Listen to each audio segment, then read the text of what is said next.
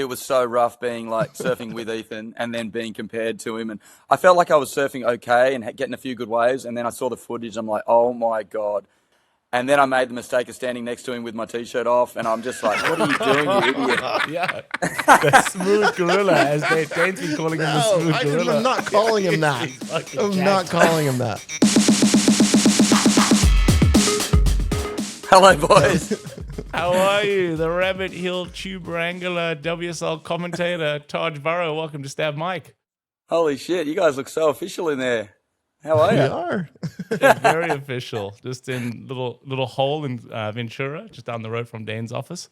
Are you really? Oh, cool. Can you hear me all right? Everything good? You look and sound great, bro. Stoked to have you. Oh, man, I just copped I think it was a bit of former junk mail this morning that said, hey, it's Dane. I was like, whoa, Dane's really taking this podcast role seriously. I'm writing newsletters now. Yeah. I thought it was something to do with the podcast. Personalized emails from Dane. I was thrilled, but then realized it was for everyone. Yeah, it wasn't about the podcast. Yeah, would you rather work for Dane or be a full-time WSL commentator? Good question. I'm definitely not going back on tour, so Dane it is.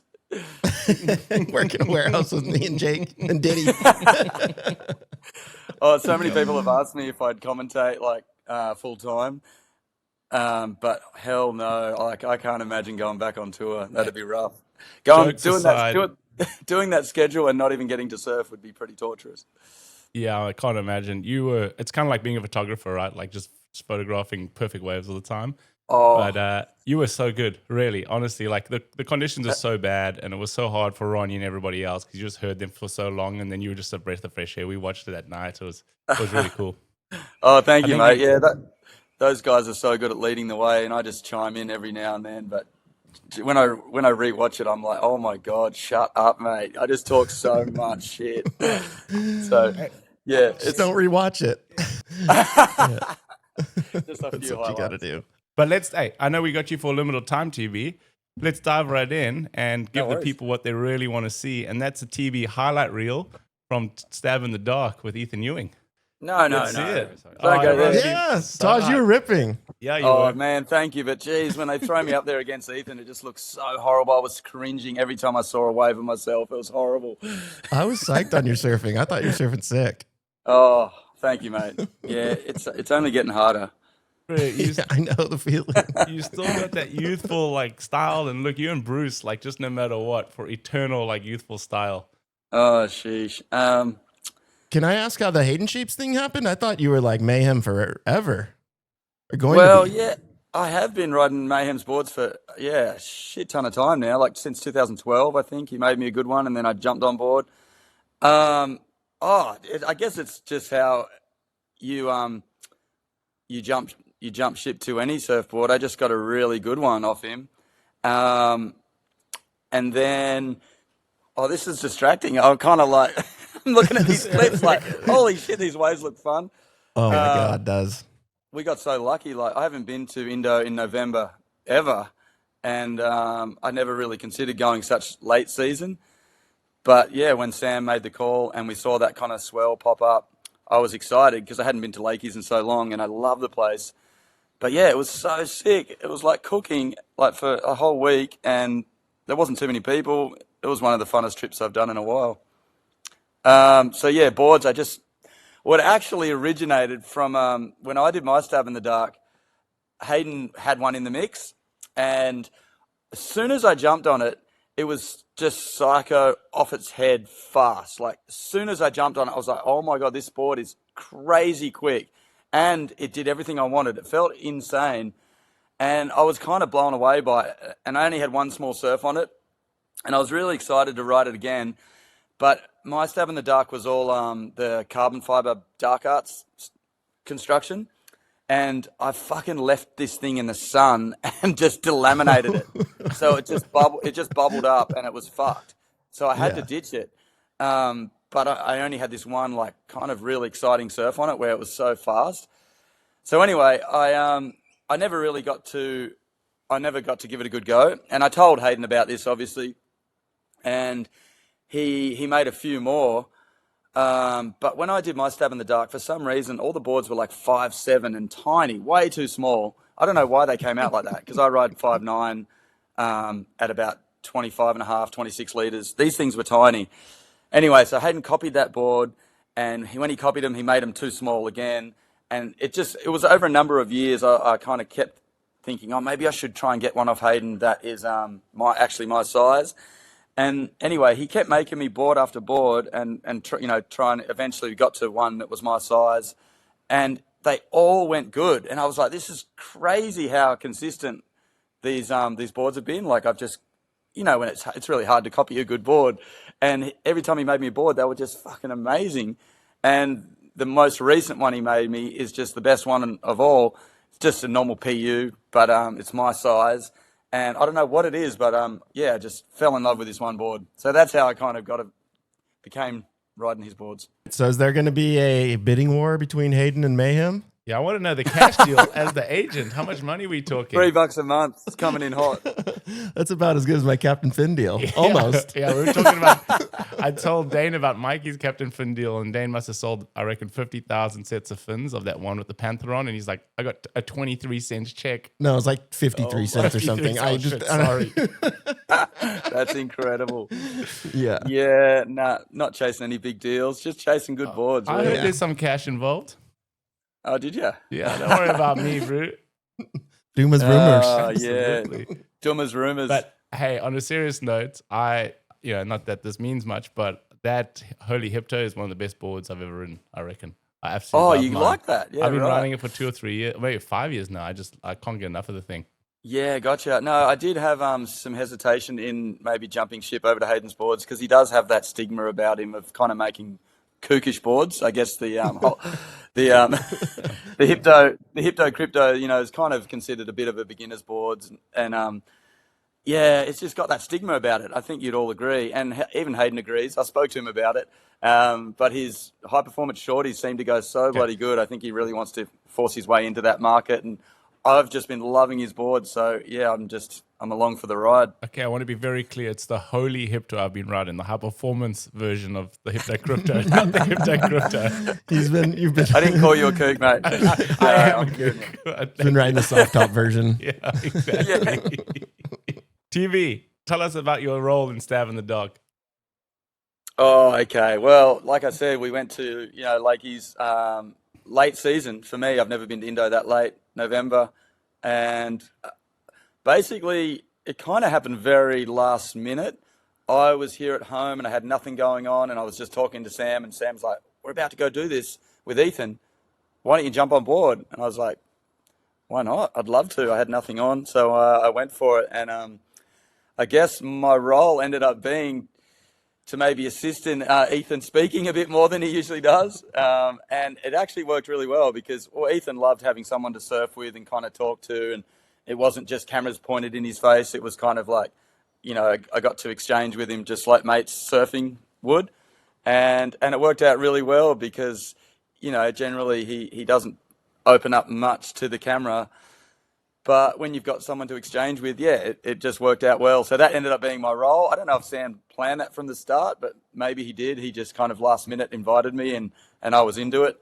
It ended up being like the funnest trip. And Ethan, I've always been a fan of Ethan's, but kind of after spending a bit of time with him and learning a bit about his whole story and his upbringing and everything about him, I just became more of a fan, especially seeing how bloody good he surfed like in real life. So I had a great time and became a big fan of Ethan, and it was sick. And he spoke a fair bit. You'll see in the next few episodes, he really kind of opens up in Ethan's standards. I liked your contribution. I thought you made it. You can just see the stoke. You just seem so stoked to be there and surfing. And I don't know. I thought you're a great host. You made it real entertaining. No, thank you, mate.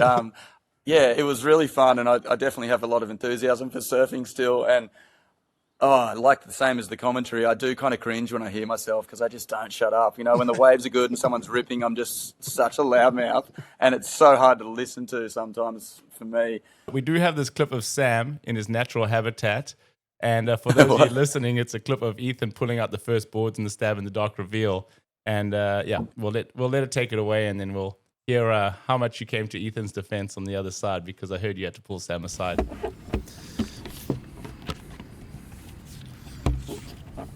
If he put that thing up on the wall without making a single word comment about it, Stardust over. I'm fucking burning all those boards. Fuck you. It was Sam. You couldn't see it from your side, but it was Sam saying to Ethan, Ethan's got a couple boards out on the wall, and Sam says, He only had one. Yeah, by one. the way. But Sam says to him, he's got the second one, and Sam says to him, you pull another fucking board out of that bag without saying a word, Stab in the Dark is fucking over. So, without saying a word. Yeah, gotcha.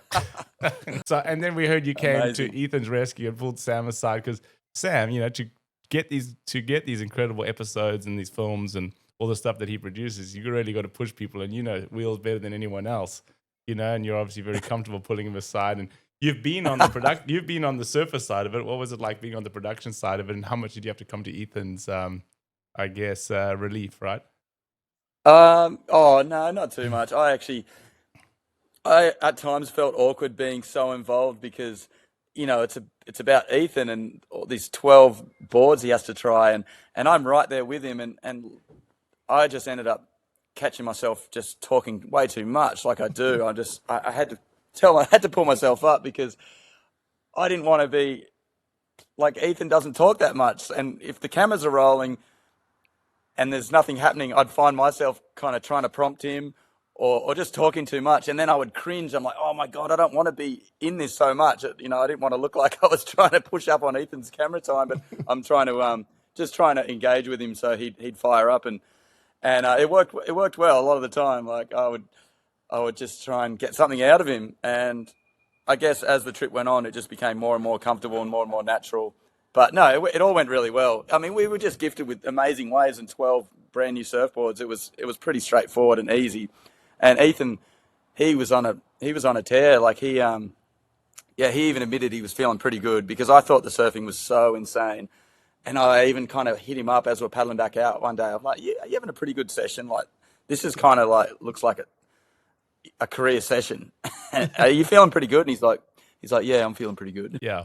The surfing just seemed to be another level. Like he really was in tune with almost all the boards. It didn't look like many went bad. It was a game of inches.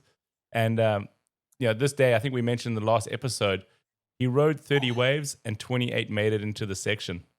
What was it like being out there? Wow. And those 2 waves were closeouts. What was it like being out there? Yeah. Was it as impressive in real life? Yeah, it certainly was. It was crazy. Just the most impressive thing was as soon as he set foot on a brand new surfboard, it just he looked so at home on it. He looked so good on every single board. I don't know how he actually whittled it down to a winner because look what he's doing on each board. It's crazy. Like, how do you eliminate that thing? Yeah, what was your perception of the winner versus what you saw surfing? Like, who did you, and don't mention it obviously, but do you think, hadn't been in the water, do you think the right board won, or do you think he had looked better on something else? There was probably 4 or 5 boards that would just looked flawless to me. They all could have been winners. But I think he gravitated towards, like you would have heard in the episodes, he really likes a board he can push against. Like he likes that drive and he likes that hold. He can come into those turns of his and just give it everything he's got. So he definitely gravitates to a board with that feeling, as well as a bit of spice as well. And yeah, the board he chose just seemed to have it all. Yeah, it was sick. It was really, really sick to watch. When I watched Dane, because I produced Dane's first one that he did, and Dane's done 2 and you've done 1, but I remember watching Dane on the JS and just thinking this thing's a fucking winner. He was ripping on the Paisal too. But did you notice any difference like when you watched it back afterwards, Dane? Because back then we just did 1 film. We didn't do like an 8-part or 5-part series. Did you watch the JS and think, fuck, maybe I did look better on that thing than the Paisal, or were you sure that was the winner the whole time? So long ago. It was my memory is fading. I honestly remember, oddly, what I was thinking when you were talking about the Hayden Shapes working is I remember liking the Hayden on that trip. Yeah, you kind were of. ripping it. I Oh, feel really? like the JS was pretty drivey. I honestly, it's hard for me to recall exactly. it was sort of waves like what Ethan was surfing in the first episode at Durban that day, and you were just pushing as hard as you could, and it just looked like a different type of surfing from you because obviously JS and Channel Islands were so and I eliminated it. Yeah, I did. We did it a little bit differently back then, right? Yeah, we just chose a winner. Yep.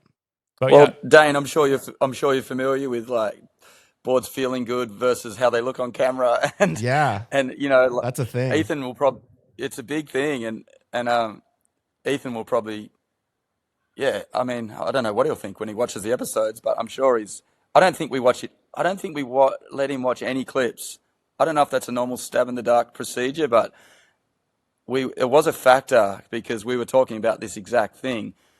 You can ride 3 boards, 4 boards in the day, and you might have one that stands out in your head, but then you go and watch the footage and another one might look better. So I think we decided to not let him watch anything and just go off feel. So he's probably watching these episodes going, damn, that CI looked good, or that chili, or whatever. I don't know, but it's such a unique thing watching the footage, and it looks so different to what you expect. Surfers have never watched clips, never. So no one's ever got to watch the clips till the finished product, you know. So you get to see. Oh, the really? Final Okay. Yeah, no one's ever seen the clips of them surfing. Maybe Geordie headlock Sam in Indo because he's a savage and a narcissist and loves to see himself surf. So thanks, bro. When you were competing and filming a lot, would you let that like dictate or would inform what boards worked better a lot? Or were you going mostly off feeling? I would pick a board that I kind of felt best, and I just hoped that it worked on film as well. But there was times, I guess, where it was so obvious that, a board just looked better on film, and I had to kind of go with it. Do you think we should let the surfers watch clips of themselves surfing at the end of each day? It honestly informs me of what board to ride a lot. It does? That's half of the puzzle to me. A lot of the time, too, because what happens is if a board's really curvy, it'll feel real loose and easy to turn under your feet. And in turn, that feels great. But then in footage, your turns get really tight and like you just don't like accentuate your turns. And a lot of the time, a stiff board doesn't really feel that cool. But then it like makes you surf a different way, and it looks way better and bigger and bolder or whatever. Yeah, So, I'm hearing you. It's kind of half the puzzle for me. What about you, TB? You've done one of these things? Whether we should allow watching footage or not. Yeah. I think we've come this far without letting them watch footage. I think it's probably worth keeping it like that. It is interesting because I think I chose this board because I just like the white rails, to be honest. they're all Jesus. they're all roughly This is the your same. stab in the dark? But And that's the CI? No, Sharp Eye won mine, and I thought I CI swear won yours. aesthetics are kind of a big factor to me, and I had 4 boards that all went really good, and I just think I like these white rails, to be honest. But how much does it factor in? Like, you know, this is a massive undertaking. I think nobody realizes how much they're biting off before they start this. And then you just realize there's a clip of TV just talking about how tired he is. The old rig. Sore already. Really cooked, actually. Pretty cooked. I'm fucked. Kind of tweaked my hip doing a little finner. Pretty lazy and just getting a bit tired. It's hard to try boards when I'm feeling so lazy. Oh, my hip.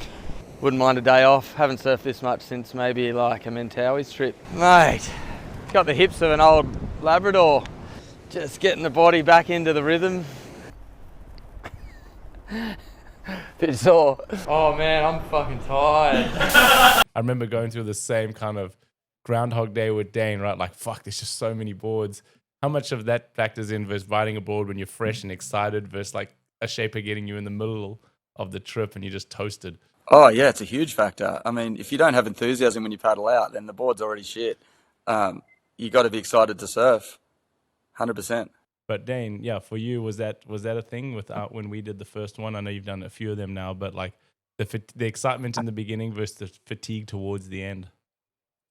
I remember just being pretty psyched. We were getting good waves the whole time and surfing a lot, and it was fun. I remember the electric acid test too. Is one of the like most fun surf trips I've ever had. Especially because you're riding boards that are kind of shit, and if you surf like shit, you just blame the board. It's just like fun, and you like can just kind of just shit on the board if it sucks, you know. I'm fatigued all the time now. I mean, Surfing's only getting harder. This was my next question for you, TV, was surfing with Ethan, right? Like, yeah, you're not a spring chicken anymore. You're still tearing and you've got that youthful style, but surfing with a guy in his absolute prime that's kind of like due for a title. And you mentioned early on, what was that like? And I'm sure Dane has that feeling too as we get older and progress. I remember Andy talking about it, watching Geordie and Dane, just how hard it was for him. Yeah, no, I've talked to a few of my older peers about this, and one thing we all agree on is your backhand stays better for longer. Your backhand, I feel like you can, I don't know, it just lasts longer. Forehand, I got no forehand. It's just gone downhill so quick. Backhand's still all right on my day, but forehand's hard. But yeah, it is a tricky thing getting older, and in my head I can just rip. And if I ever like stumble across an older clip of myself on Instagram or something, and I watch it and I'm like, oh my God, I can go do that. I'm hoping to trigger this muscle memory, and then I go out and my body just doesn't do it anymore. And it's just like, it's quite frustrating because yeah, in your head, I feel like I feel like I can rip in my head. Like if I had this brain back when my body was in its prime, I feel like I could surf so good and just win every contest. But now I feel like my body just doesn't do what my mind wants, and it is a frustrating thing. My whole career, I would say majority of my surfing has been like quite loose and slidey and like trying to throw the tail and do airs and stuff, and not really working on so much sticking to the face and doing really good carves. But now that I don't go near the air or go for any of the tricky stuff, I've kind of phased into a different phase of my career or my surfing, where I'm working on my calves and doing, sticking to the face and really enjoying a board with drive. Love nothing more than a board with drive. And in the past, I'd be looking for a board that, I can blow the tail out really easy on or something. So I definitely notice, because of, my body getting older, that I've just kind of regressed to sticking to the face. But it's a really fun phase because I just work on my calves and doing drivey turns. Anyway, I want to know what you think, Dane. It's not any easier. And even yesterday, like making the drop on sucky waves is getting fucking harder. And, Yeah. all the waves around here are just slabby psycho things. And, I have like some of the groms hit me up like, why weren't you at box that last well? I'm like, I don't want to go fucking near the box anymore. And it's like, it's really hard to admit it, but it's true. Some of those waves are really intimidating. I want Dane to answer the same question. What I was thinking about when Taj was saying that is your own worst critic. And yeah, I love watching just no matter what the age, or if it's not as good as when you were 29 or whatever, I just love the classic styles of all the surfers I grew up watching. And I just thought you looked pretty sick at periscopes, and I thought you looked rad. But I totally get the feel. I totally understand though, just being your own critic and like watching Ethan Ewing surf the way he's surfing. You're like, why am I fucking even a part of this? I feel like that every day when I'm surfing with young kids. So like, yeah, but yeah, no, I don't know. I just think it's easy to be critical on yourself, and yeah, Oh yeah, I didn't really answer your question. It was so rough being like surfing with Ethan and then being compared to him, and I felt like I was surfing okay and getting a few good waves, and then I saw the footage. I'm like, oh my God, he just looks so perfect and so powerful, and then I made the mistake of standing next to him with my t-shirt off, and I'm just like, what are you doing, you idiot? Yeah, the smooth gorilla, as Dane's been calling him the smooth gorilla. I'm not calling him that. I'm not calling him that. So he just floored me in all areas. This is an ad, and I'm going to try and get all of you to buy a ticket to Stab High Virginia Beach, presented by Monster Energy. Do you like having fun? Does the thought of watching the best aerialists on the planet intrigue you? Rubbing shoulders with some of your surfing heroes? Yeah, thought so. We'll buy a ticket for you and a loved one right here at stabmag.com/news/stabhigh Virginia Beach. And I'll see you there. The best products in the world are started out of need. And for Sean Starkey, Yucca Finn's founder, he never set out to create a brand. He was trying to solve a problem that no one else could solve. Fast forward 10, 15 years, they have an incredible brand trusted by lifeguards and swimmers across the entire globe. And they have multiple flex options, different sizes. I'm really proud to have them as a podcast sponsor, and I'll be wearing them everywhere you see me from now on. Rationale is a California craft beer, fully brewed, fully fermented, then the alcohol's removed, so it actually tastes like beer, because it is beer. Born in Encinitas, rooted in surf, skate, and music. It's the pacer beer, the one you grab when the night's moving, but you're not trying to get wrecked. Available on Amazon and in grocery stores nationwide. And no joke, that was the first time having this. I didn't expect to like it as much. I thought I was just going to read that ad. It's fucking good. It tastes just like a real beer. You guys know I've been banging on about Veya watches for the last couple of episodes. I'm truly been a fan since they started. Designed by surfers for surfers. I was just in Chile the last 4 or 5 days getting absolutely drained and getting probably more throttled than drained and blowing a couple of good ones. But it's still on. It's been going for 6+ years. It's designed by surfers out of Venice Beach. It's assembled in America, and it's made by surfers for surfers. Sapphire crystal. It's got all the other things you need and want, but 6+ years going strong. Never changed the battery. Still fucking thrashing it. Still out here. Check out veyawatches.com. That's VAER watches.com.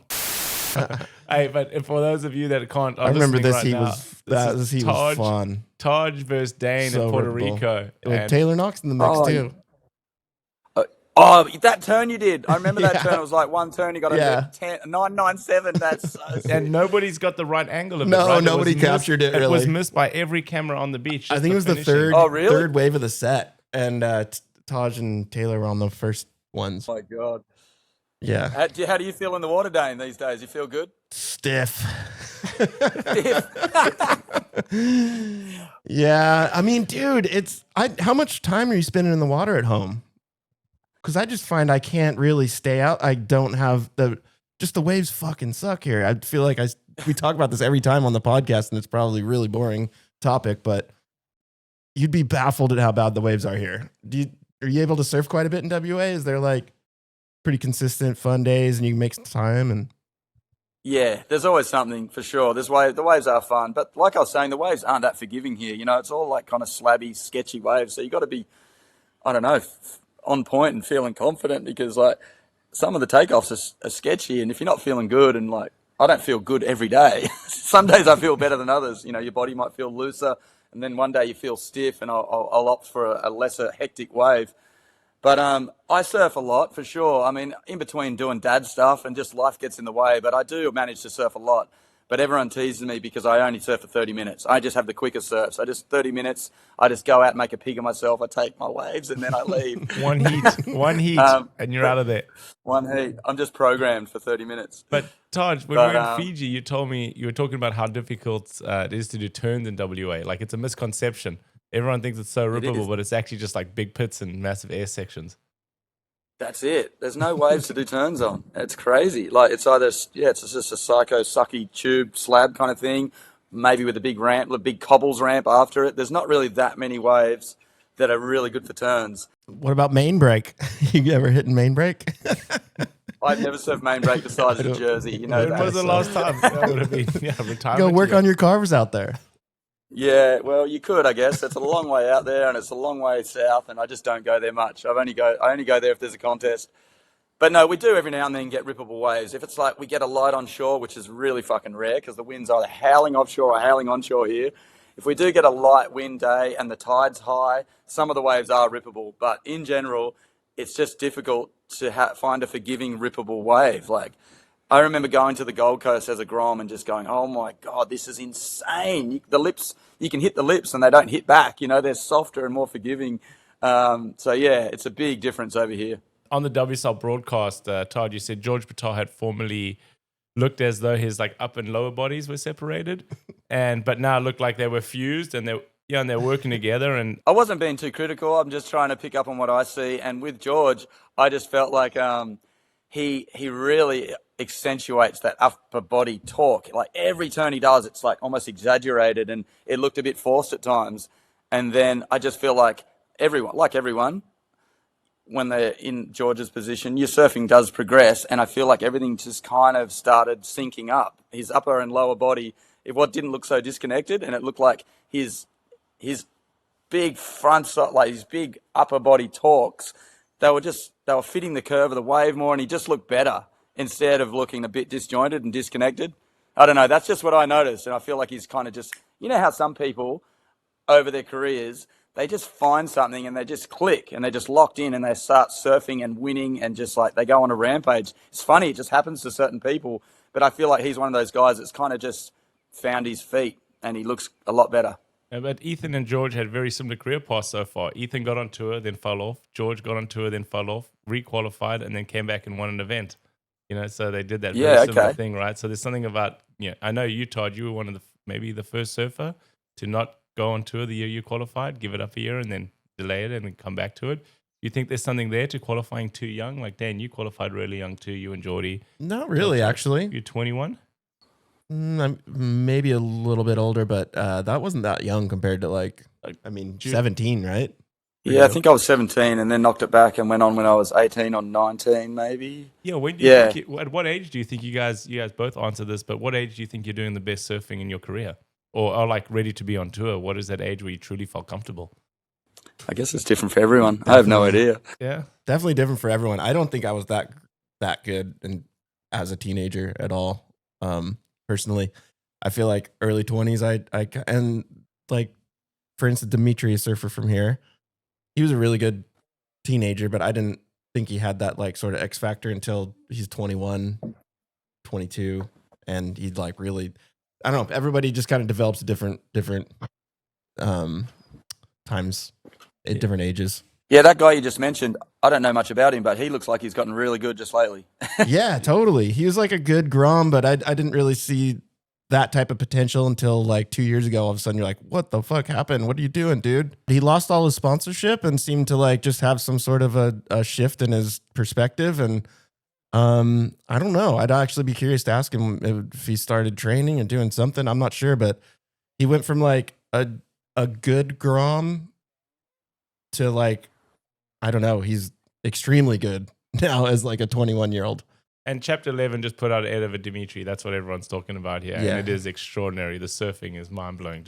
And I remember being out a couple of those sessions and just going, oh my God, it wasn't easy waves to surf. And he was just blowing tail and just looked like he could do anything on a surfboard.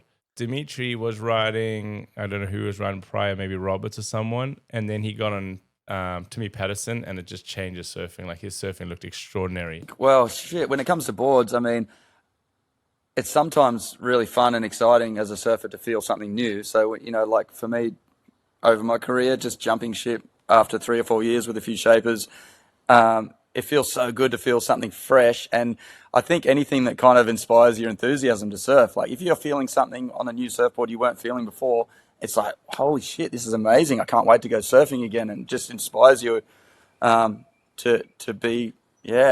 rip. I don't know. It's always something in a board that always gets me. Like that's what I'm feeling right now. I've got these boards where I've got this one board that I just cannot wait for my next surf on it because it's just so much fun. I love that feeling. So I guess always chasing that. But yeah, keeps you fired up to rip. Does doing Stab in the Dark create a bit of self-doubt in your head about the equipment you're currently riding and have been riding your whole life? For me, I wasn't competing or anything when I did the Stop in the Dark, and I wasn't necessarily like looking to get like big batches of replicas to go do the tour events or anything like that. And so I don't know, when I picked Pizel, right? I thought it was a Timmy Patterson, but it was a Pizel. Yeah. I pretty much was like, that was cool. And then back to my own thing. It wasn't. I'm so loyal to CI. I've been riding their board since I was so young. Like, yeah, like for me, I wouldn't jump ship on something like that. But I mean, Taj, you've jumped around board brands a lot. I love seeing like Weber clips and stuff. The Webers were the sickest. Just probably nostalgic for that era when I was like studying your surf videos, but. Sick. Oh, Weber's crazy, man. I just got a board off him like a couple of weeks ago, and it's like it took like 6 months to get it. He is just an eccentric genius, but he's just off his head in a good way. But he's just so crazy, like trying to get him to make something that's relatively normal. And I had that struggle with him my whole career riding his boards. He would always just want to do something off this planet, and I would be like, no, I just need my standard 511, blah blah blah, and he just would barely do it. But whenever he did, they were just incredible. His boards, there's something so special about his boards, but yeah, it's just hard to get a simple like standard surfboard off him. But I did just get this one a couple of weeks ago, and it doesn't feel like, as soon as I jumped on it, it didn't feel incredible, but it did have something like magic about it. All these boards have one aspect that just feels magic, and for this one, I actually took 2 boards down the beach, which is kind of embarrassing at my age, but I had 2 boards, stuck one in the sand, and one was a Mayhem. I just wanted to compare it, and it felt great. My normal Mayhem did everything, and then I took this Weber out, and it wouldn't quite carve as good as I had hoped. I couldn't connect my calves very well, but as soon as I went near the lip, I had the most incredible feeling of throwing the fins. It was really spicy and just nice through the lip. And you know when you throw your tail, and sometimes your board will spin out and it's hard to control, but some boards you can throw your tail and then you can grip and back down the transition like with ease. Like it feels like the board just grabs when you want it to. This Weber, it just felt like I could kick my tail, but then just whenever I wanted to stop it sliding, it would grip and go back down the transition. I don't know if I explained that well, but I'm sure you know what I mean. Totally. And then you went to Morris Cole, though, from there, right? No, Morris Cole was OG. Morris was before. Morris was before. The original. So you had a lot of eccentric shapers. I have, mate. Morris is still angry with me from the Dane stab in the dock. Because he made this board with sharp rails to the very nose. I have one of those. You cut a loaf of bread with it, and Dane's this thing doesn't fucking go. I just got this text message like this long. Shitting on me. Yeah, it took me a long time. Dane, you have been so loyal to CIs. There's no other boards that have kind of sparked your interest to try something new, or you just try different models within CI, I guess. I've gotten batches of boards from different shapers like over the years. Oh, you have? Oh, yeah, but I would like cover logos and try pretty low key. I would never. I I had a funny one with Mayhem actually. Yes, here we go. Because at the time I was like, I think this is after I was competing full time, but I was having trouble with my boards, and mostly it was material. They were just like breaking a lot and just really noodly and weird. And I just wanted to try some Mayhems, and I ordered some, and I had a broken ankle at the time, and I wasn't surfing. And then I remember going to CI, and everyone was like, "Dude, I heard you ordered some Mayhems. Like their sales reps are going in and telling shops you're getting some Mayhems." And I texted Matt and was like, "What the fuck, dude? I haven't even gotten them yet. Like I'm not even surfing." And then he was like, "I knew this was a bad idea." He's like, I'm not giving, like, these boards you're not getting these boards." What? Actually? Yeah. And then I ended up getting them. Did you get them? I ended up getting them, and felt real weird because he told me not to cover logos and stuff. And I was like, I don't even want to film on these things. I just wanted to try something, you know? So it was just, every time I've ordered board from other people, it's kind of a weird experience like that. And yeah, it sounds like it's just created drama, and it's probably hasn't made you feel comfortable even writing them. Yeah. You feel like you're cheating on your chick. A little bit. Yeah, I know what I'm saying, right? So, I mean, CI, when I was going through all that shit with Jordy and he was running galleys and a few others, it's like, thanks, bro. Never put a logo on a board that's not ours. Wait, I've got a question real quick. Go. Have you ever gotten a CI? Oh, didn't I tell you this one? How Kelly wouldn't let me? That's the reason I brought it up is because we've talked about that on this a little bit of like the politics of getting boards from different shapers when you guys are competing together or against each other. Yeah. But I wanted to try some CIs, and so I can't remember who I went through, but I thought I'd ordered some, and then that person just went quiet, and I kind of heard through the grapevine that Kelly said no. It's a shutdown. And I was like, what? No way, really? He cares that much? So I didn't expect it. I don't even know if this is true, but yeah, I just heard that he said, nah, don't make him any boards. But what would you do, Taj? Yeah, if you were on the other side of the fence and you had this young hot ripper that wanted a bunch of boards from you that was going to threaten you for a world title. Yeah, I don't think I'd care. I don't think. No, I don't really think like that. I don't think I would. I don't think so. I don't know. No. But the funny part was, I went to France, and Christian Bradley over there was shaping the CIs for Euroglass. And he goes, oh, don't worry, I've got the files. I'll make you a couple. So I ended up getting a couple anyway of, Christian Bradley. And they were really good. I remember writing a CI in a bunch of heats. I remember drawing this real funky like Weber logo on the rail, but it was a CI. And I think I got a couple, but they weren't from Al. They were via Christian Bradley in France. So I remember walking past Kelly with this board going, ha, look what I got. I remember, do you remember when you rode Diamond Tail at Lowers? By the way, Kelly profusely denied this story. What? He heard it? How did he hear it? He's the all-seeing eye. He is. He hears and sees everything. There's nothing He doesn't miss a thing. miss. Yeah. He's like, Well, what the fuck? I never said that. Oh, it could have easily been Taylor Knox being like a weirdo too then. Okay. Because, A couple of yoga freaks. yeah, Kelly rode a Diamond Tail at Lowers, and it was kind of like everyone was talking about it. Kelly or at did? least- Yeah. Wow. I think he From might have who? won the From event. CI? Yeah, from CI. But then Wow. Taylor Knox wanted to order a Diamond Tail, and they said that Kelly wouldn't let anyone else get Diamond Tails. But apparently that's not true. But I could picture Taylor. Taj has had oh, the fuck, they won't give me a Diamond Tail. Taj has had a lot of weird experiences with Kelly. They both were dating the sisters for a while. Or one. All right, still Dilma's is. rumors. Yeah, Here he is. Yeah, okay, we'll cut that out. Best Kelly Slater story that we ask everybody the same question. What's your best Kelly Slater story?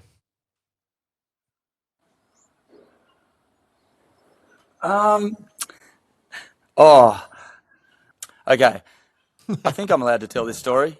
I don't think Kelly was dating anyone at the time, so it doesn't really matter. Not that he actually did anything weird, but the weird thing was we were filming like something. We were filming something for one of my movies, like Fair Bits. We were filming something in LA, and we were just finishing shooting, and Kelly came along to shoot a part of it with us, and then at the end of the day, he was like, oh my God, I'm going to Vegas tonight for something, and he goes, you want to come?